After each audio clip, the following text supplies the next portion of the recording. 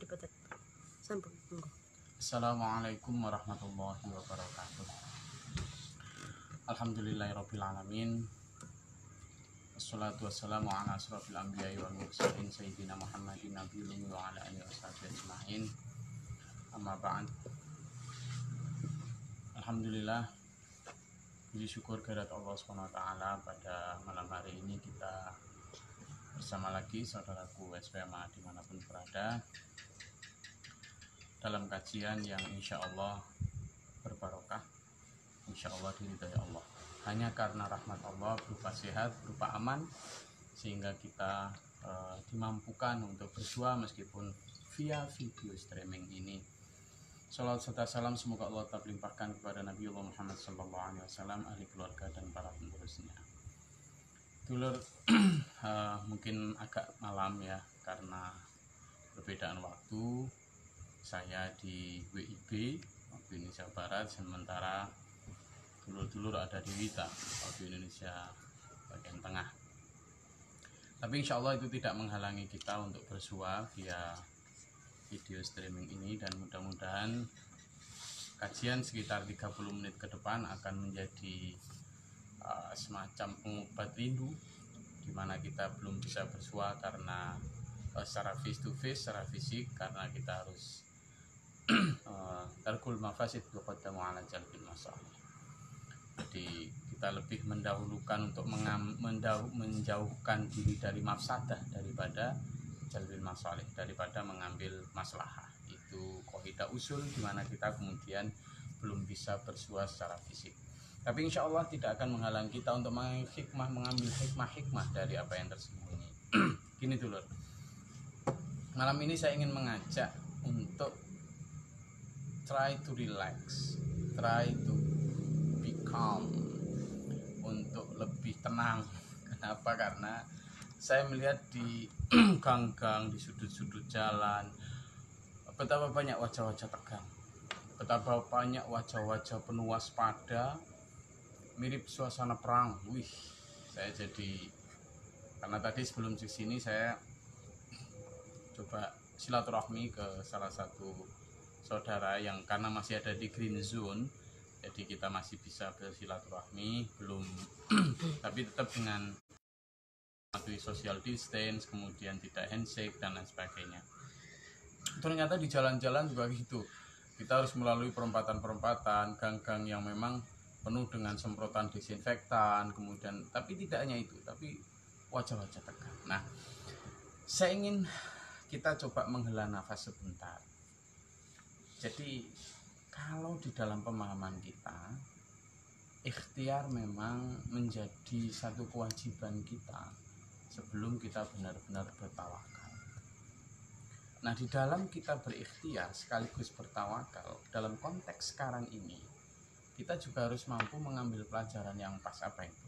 Gini dulu, apapun yang sekarang terjadi itu sesungguhnya adalah karena karena perilaku kita sendiri. Karena perilaku kita sendiri. Jadi Allah itu sudah berfirman, wa ma asobaka, dan apapun, a'udzubillahi minasyaitonirrajim, dan wa ma asobaka, dan apapun yang menimpamu, gitu kata Allah, itu sebenarnya termasuk dari min syai'ati, min khairin, itu wa min nafsik, apa? Dari dirimu sendiri.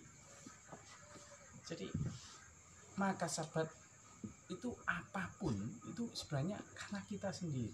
Misalnya yang dimaksud begini, ketika ada banjir, kita seringkali kemudian, ya Tuhan kenapa engkau uji kami? Loh, karena banjir itu karena misalnya kalau di perkotaan biasanya karena mampetnya saluran-saluran got. Kenapa? Karena kita buang sampah sembarangan. Kalau kita di daerah pegunungan ada longsor, kenapa? Karena daerah-daerah resapan air kita tebangi untuk perumahan, jadi akhirnya longsor gitu. Jadi itu sebenarnya apapun yang ibu, karena perilaku kita sendiri. Nah, sekarang kita coba lihat sekarang. Tapi ini sekarang corona berbeda, Gus. Ya, nggak ada yang berbeda. Kenapa? Karena begini, ada yang mengatakan coronavirus is by design.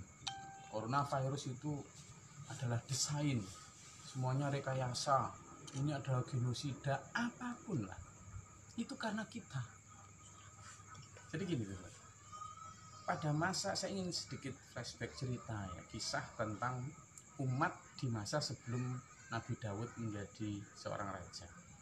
Sebelum Nabi Daud menjadi nabi dan menjadi itu ada nabi namanya Nabi Samuel. Nabi Samuel nabi dari bangsa Israel yang memang diutus untuk kepada bangsa Israel. Loh, di masa itu Nabi Samuel itu juga tidak kemudian serta-merta diikuti 100% oleh umatnya. Ada beberapa dan bahkan banyak umatnya yang tidak mengikuti anjuran, petunjuk yang disampaikan oleh Nabi Samuel.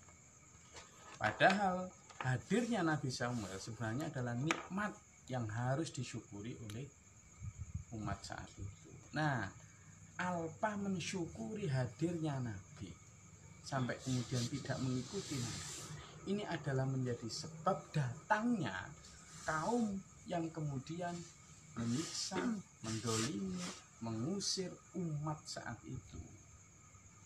Jadi anggaplah misalnya sekarang ini coronavirus adalah pasukan yang kemudian mendolimi kita dalam tanda kutip, pasukan yang kemudian menyiksa kita dalam tanda kutip, itu adalah karena kita sendiri, entah wallahu alam bagaimana kita dulu. Bisa jadi kita ketika tempat-tempat ibadah dibuka 24 jam, kita juga jarang masuk ke dalamnya. Kok tiba-tiba sekarang ketika tempat ibadah yang karena memang untuk menjaga diri agar tidak ada penularan akibat kerumunan, lalu kita kemudian wah gimana ini kok kemudian kemarin waktu 24 jam dibuka kita juga enggak gitu.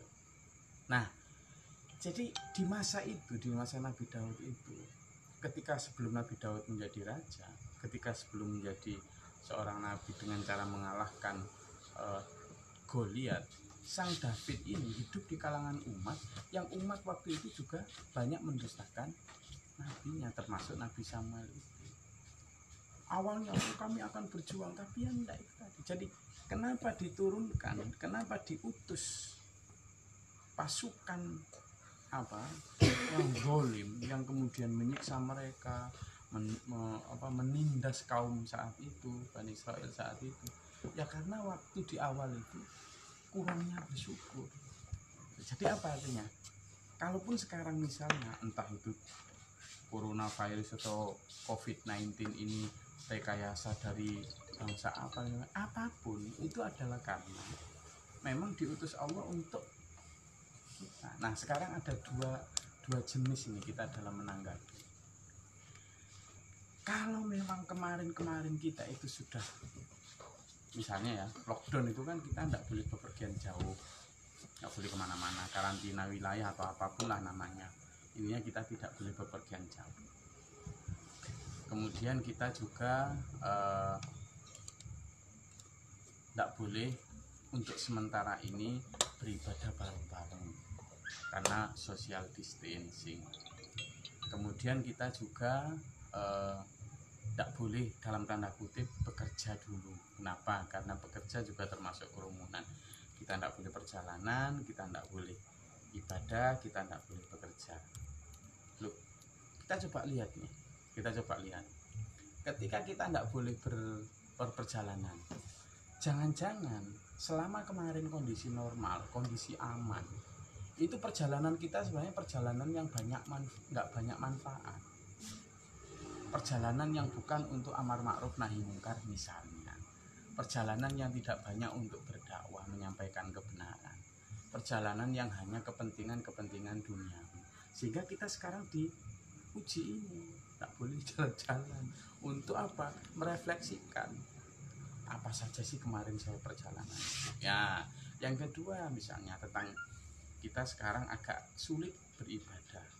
Coba refleksikan, jangan-jangan kemarin kita memang ketika kondisi normal, di rumah pun kita juga jarang berjamaah dengan keluarga, di masjid apalagi. Sehingga ini didatangkan untuk itu. Nah yang ketiga misalnya kita juga gitu, bekerja. Kok sekarang agak sulit bekerja? Lo kemarin waktu normal, hasil kerjamu itu untuk apa? Untuk pribadi atau untuk kebersamaan? Untuk dunia saja atau juga untuk akhirat? Loh, refleksinya di situ. Jadi ketika kita sekarang agak dipersulit perjalanan kemana, tak boleh riwa-riwi karena kita harus karantina, kita sekarang tidak bisa leluasa beribadah karena social distancing, karena ini ada dua fenomena. Bagi yang kemarin jarang berdakwah, jarang beribadah, jarang bersedekah, ya, jarang berdakwah, jarang beribadah, jarang bersedekah, ini adalah azab, ini adalah siksa. Tapi bagi sampean yang kemarin ya sudah beribadah, kemarin ya sudah berdakwah, kemarin ya sudah bersedekah, maka ini adalah ujian untuk meningkatkan derajat. Jadi saya ulang, kalau kemarin bagi yang sampean-sampean atau saya lah, saya aja enggak usah sampean wis. Anggaplah kalau saya misalnya kemarin perjalanannya juga tidak banyak untuk hal yang manfaat dakwah. Ibadahnya saya juga tidak terlalu banyak, jarang-jarang. Kemudian sedekah saya juga kalau dipaksa pelit. Maka coronavirus atau COVID-19 ini adalah siksa untuk saya, teguran keras untuk saya. Tapi jika saya ini kemarin juga sudah sering berdakwah, perjalanan ke sana kemari juga untuk amar ma'ruf nahi munkar, lalu kemudian saya juga sudah rajin beribadah, lalu saya juga sudah banyak bersedekah, kok ada seperti ini? Nah, ini tanggapannya kita adalah bahwa ini ujian untuk meningkatkan derajat kita. Nabi Muhammad SAW bersabda, Allah jika menghendaki peningkatan seorang hambanya derajatnya, maka Allah pasti mengujinya, meningkatkan level ujiannya. Jelas itu. Makanya Allah berfirman dalam surat Al-Baqarah, a'udzubillahi minasyaitonirrajim, walanabluwannakum bisyai'in minal khauf wal ju' wa naqsi minal amwali wal anfusi wat thamarat wa basyiris sabirin. Sungguh kata Allah, aku akan menguji kalian dengan sedikit ketakutan, kelaparan. Kan sekarang waktunya takut nih. Semua di mana-mana fear, semua di mana-mana lapar. Malah kemarin ada beberapa yang teman-teman supir taksi karena sangat kurang penumpang sehingga sekarang alih profesi wis benar-benar kekurangan. Nah, kemudian juga ada yang sampai alih profesi jualan masker dan lain sebagainya. Ya yang pinter langsung kemudian secara gesit begitu. Tapi yang kemudian tidak, nah ini kata Allah ujian buat kalian. Minal khauf wal ju' wa naqsi minal amwal, dan berkurang harta. Tuh kan, saya tidak hanya karena coronavirus, sebelum ini juga ekonomi sedang turun. Banyak sekali orang yang grafik ekonominya turun. Kadang lapor sama saya, bos ini gimana ini ekonomi sedang turun. Pada saat ekonomi naik nggak lapor, tapi kalau pada saat ekonomi turun lapor. Ya nggak gitu, iya. Semuanya memang begitu, sekarang ini sedang turun. Minal amwal wal anfus, dan berkurang teman, berkurang orang. Wa naqsi minal amwali wal anfus was thamarat, dan berkurang buah-buahan. Tapi Allah menjanjikan wa basyiris sabirin. Dalam ayat ini disebutkan a'udzubillahi minasyaitonirrajim, am hasibatum an tadkhulul jannah, apakah kamu mengira hanya dengan begitu kamu bisa masuk surga? Walamma ya'tikum mathalul ladzina khalau min qablikum, padahal belum datang keadaan seperti min qablikum, orang-orang terdahulu sebelum kamu. Gimana mereka? Untuk dapatkan surga, mereka masathumul ba'sa wad dharra, mereka ditimpa oleh apa? Oleh peperangan, oleh penyakit, oleh kesempitan, wazulzilu, dan goncangan. Ba'sa wa dharra wa zulzilu hatta yaqula rasul waladina amanu ma'ahu, sampai orang beriman ya Rasul dan orang beriman di sekitar Rasul yaqul, berkata, mata nasrullah, kapan ya pertolongan Allah datang, kata. Nah, Allah memberi satu optimisme apa? Ala inna nasrullahi qarib, ingatlah sungguhnya pertolongan Allah itu dekat. Coronavirus COVID-19 memberi kita gambaran apakah kita ada yang di sebelah sini tadi sebagai azab ataukah sebagai peningkat derajat. Tergantung kita sekarang. memberi pilihan ke kita. Kalau kita ternyata kemudian menanggapi ini, pertama dengan tetap ikhtiar, dengan tetap berpositif thinking, dengan kemudian tawakal bahwa ini adalah peningkatan derajat kita, insya Allah kita akan melalui ini dengan baik. Tapi kalau kita menanggapi ini dengan uring-uringan, dengan suudzon, malah dengan perang kata-kata, memanfaatkan ini untuk kepentingan politik dan lain sebagainya, ya ini azab gitu loh. Apalagi kemudian maaf kata, kemudian kita malah memanfaatkan penderitaan orang untuk kepentingan kita, menumpuk masker misalnya nih. Lalu ada yang kemarin sampai membuat hand sanitizer palsu dengan campuran ini itu. Nah ini yang berarti kemudian menjadi azab. Nah sampean tak ajak untuk menjadi yang di sini. Kita lalui ini semoga menjadi peningkat derajat kita. Kita nggak bisa kok, ya Allah kok diuji gini, nggak bisa. Kalau mau begitu ya memang harus begini gitu. Tadi loh dalam surat Al-Baqarah 155 dan 200 yang tadi sebutkan, akan kami uji kamu.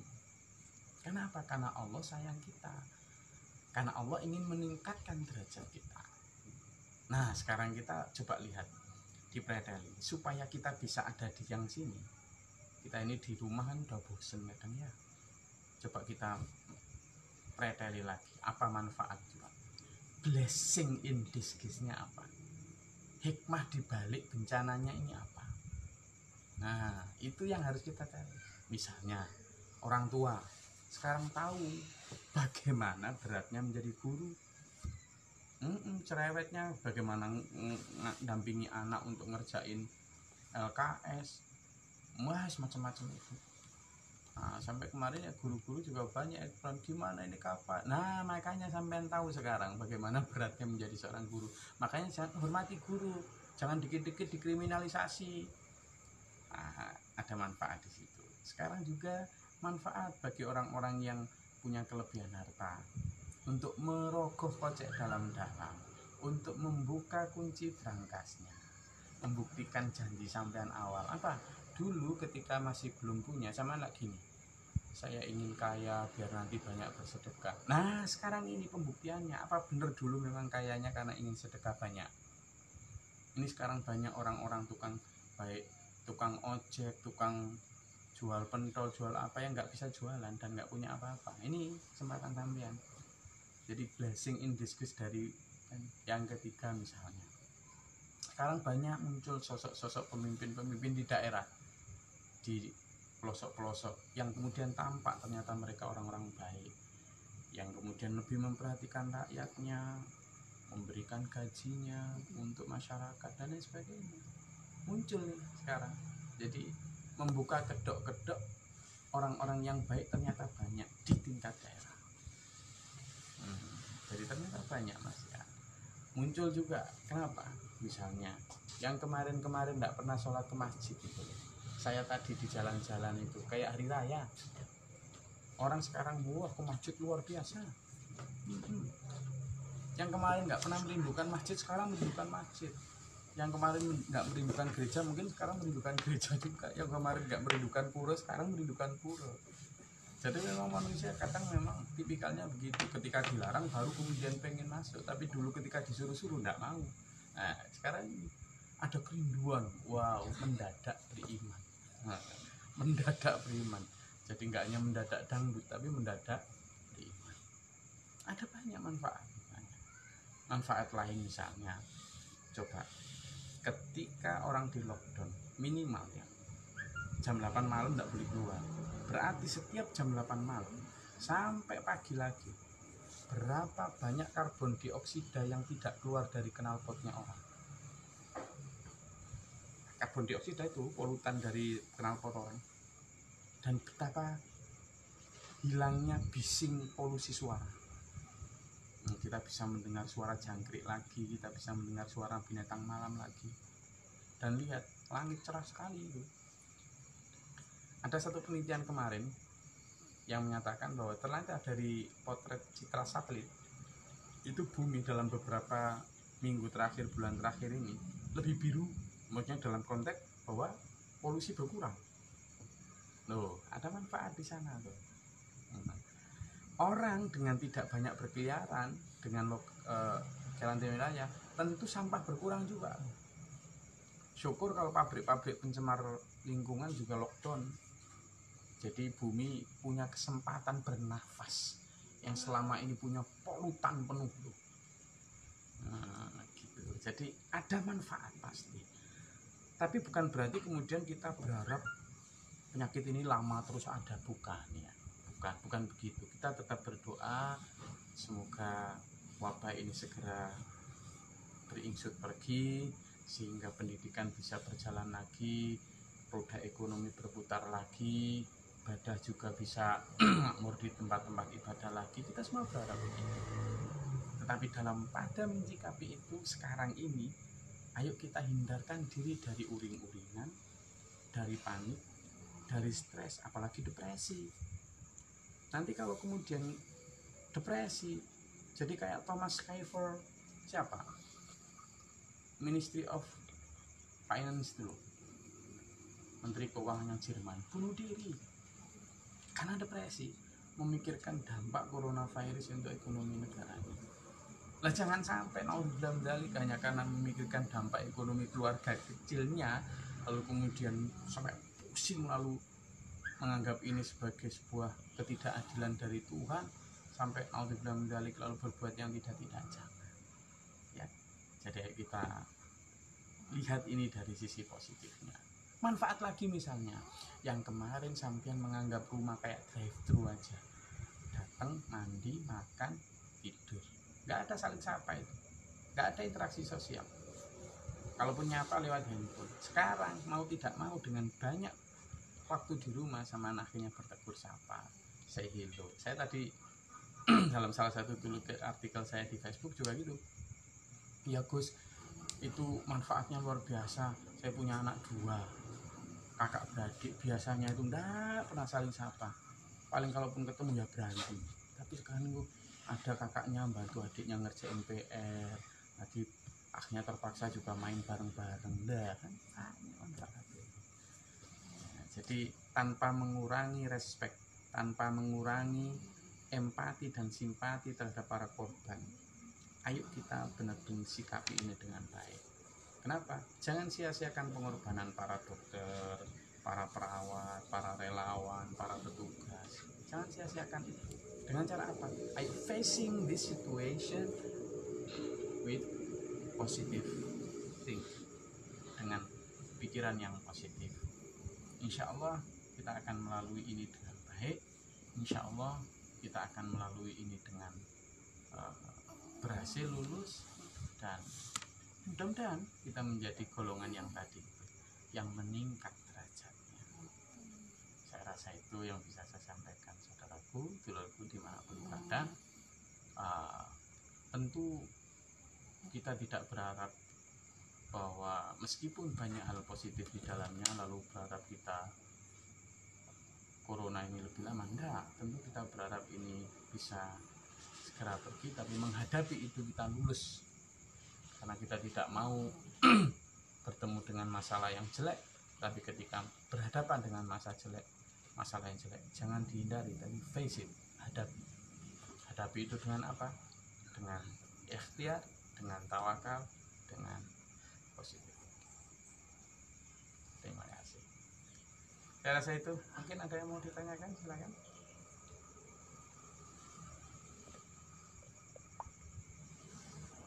Ada?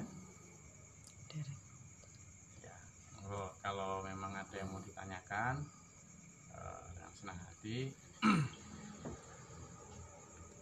Jadi kalau yang tadi saya sebut bahwa banyak dalam Al-Quran itu yang menyebutkan bahwa apapun yang kita terima itu adalah karena perbuatan kita sendiri. Yaitu tadi. Jadi kalaupun itu misalnya hasil rekayasa laboratorium dan lain sebagainya, yaitu kayak tadi itu pasukan yang dikirim ke umatnya Nabi Samuel tadi itu, pasukan jahat yang memang datang karena kesalahan kita sendiri yang kurang bersyukur. Ada pertanyaan? Oke, kalau nggak ada, saya rasa itu yang bisa saya sampaikan. Mudah-mudahan bermanfaat dan berfaedah. Ya kita jalani sekali lagi dengan ikhtiar yang baik, dengan tetap itu tadi berbagi. Karena coronavirus, karena wabah ini juga membuka peluang dan pintu-pintu sedekah, membuka kita untuk banyak berbagi. Bisa inilah kita kemudian tampak wajah asli kita. Rasulullah bersabda, la yahtakiru illa khati'an. Tidak akan mementingkan pribadi kecuali penjahat. Saya rasa itu. Ada yang pertanyaan? Ada pertanyaan. Nah, Tanya Gus, apa hubungan corona dengan TPB? mungkin kalau TPB belum banyak orang mengerti apa itu TPB. TPB itu adalah 3 proyek besar umat manusia, di mana ada 3 prinsip dasar ya sangat supaya mahal. Apa hubungan corona dengan TPB? Wah, luas sekali, itu nggak akan bisa dijelaskan dalam 1-2 pertemuan. Tapi setidaknya begini, di corona ini kita selalu mengembalikannya kepada Allah. Pertama, likulli da'in dawaun, bahwa setiap penyakit itu mesti ada obatnya. Semua berasal dari Allah. Kalau kita ini percaya itu, kita yakin, optimis, kita berharap para ahli yang sedang mencari formula untuk vaksin atau obat dari coronavirus ini akan menemukannya. Saya yakin. Dan kenapa? Karena kalau kita mengenal Allah secara mendekat dan mendasar, kita akan selalu bisa mengambil manfaat dari semua ini. Bahwa man dzalladzi yashfa'u 'indahu illa bi'idznih. Bahwa tidak ada apapun baik manfaat maupun hal yang ada di dunia kecuali bisa berlaku hanya karena dengan izin Allah. Yang kedua, dalam konteks sekarang ini melatih diri mengetahui musuh dan kita ayo latihan untuk tidak kemudian menjadikan coronavirus ini sebagai amunisi untuk saling tembak sana tembak sini, nyalakan sana nyalakan sini, tuding sana tuding sini. Stop it. Now kita sekarang ini adalah ayo mulai kita buktikan all human being are brother. Semua manusia adalah saudara. Musuh kita hanya satu, setan. Dan itu di hati kita masing-masing. Sekarang ini waktunya membuktikan. Terakhir adalah menanamkan keyakinan dunia akhirat. Nah sekarang ini sampean pada saat coronavirus ini, semua orang sekarang tahu apa yang terpenting dalam hidup, apa? Sehat. Tapi apakah semua orang sudah tahu apa yang terpenting dari mati? Selamat. Itu. Dan itu di dunia dan di akhirat. Itu tanamkan betul. Saya rasa. Ada lagi? Oke. Jadi itu yang bisa saya sampaikan, mudah-mudahan bermanfaat dan berfaedah. Mari kita akhiri dengan berdoa kepada Allah, semoga Allah meningkatkan derajat kita, tapi tergantung lagi dengan kesabaran dan kesadaran. Yuk kita tetap dalam konteks yang benar. Apa itu? Orang yang hebat itu adalah orang yang sabar mengingatkan dan sadar diingatkan. Ada pertanyaan lagi? Ada. Waduh. Oke. Ngapunten Gus, apakah ada hubungannya dengan kerusakan umat dari segi pribadi, sosial maupun spiritual? Sama dengan seperti yang saya terangkan. Apakah ada hubungannya? Saya rasa ada. Jadi tadi itu kita akan selalu melihatnya dari 2 sisi. Kita dilarang perjalanan. Apakah kita lihat kemarin perjalanan kita, jangan-jangan perjalanan kemarin itu hanya perjalanan maasi, hanya perjalanan maksiat, atau setidaknya perjalanan yang individualis, sehingga kita sekarang di lockdown. Ibadah, jangan-jangan ibadah kemarin kita ya hanya sekitarnya aja, sehingga kita sekarang dikasih trigger nih, pelatuk untuk kemudian agar bisa. Kalau kemarin, sekarang dianggap. Yang ketiga, kalau misalnya dalam hal bekerja, jangan-jangan pekerjaan kita kemarin banyak yang haram, jangan-jangan pekerjaan kemarin kita hasil usahanya juga untuk pribadi, nggak peduli dan sebagainya. Ini ada. Nah sekarang kita, kalaupun kita kemarin sudah perjalanan untuk kebaikan, kalaupun kemarin ibadahnya juga sudah kenceng, kalaupun kemarin sedekahnya sudah banyak, nah ini ujian berarti. Makanya dua-duanya harus kita hadapi. Bagi yang kemarin di sini nang tobat, nah segera tobat, berubah kepada yang lebih baik. Kalau yang di sini cari yang lebih baik lagi. Karena apa? Kita di dalam agama itu tidak hanya cukup menjadi good, good itu baik, tapi kita diminta untuk menjadi better, lebih baik, dan lebih baik lagi ada lagi the best, terbaik. Karena ayyukum ahsanu amala itu, ahsanu itu menurut saya bukan hanya best, tapi best of the best. Saya itu dulu bisa saya sampaikan. Sekali lagi terima kasih atas perhatiannya, semoga bermanfaat dan berfaedah. Insya Allah kita akan ketemu lagi, mudah-mudahan minggu depan kita sudah bisa face to face, sudah bisa bertemu dengan fisik, wabah ini sudah pergi. Kalaupun belum, maka kita akan bertemu lagi melalui video streaming ini. Allahumma sholli wa sallim ala sayyidina Allahumma Rabbana waj'alna Allahumma tarfa'na bala wa qadir Allahumma qadir samawati wal ardi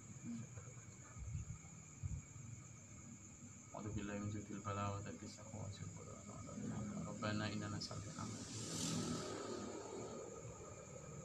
wa kafir 'anna sayyi'atana wa tawaffana Rabbana atina fid dunya hasanah wa fil akhirati hasanah wa qina adzaban Rabbana afrigh 'alaina sabran wa sabbit aqdamana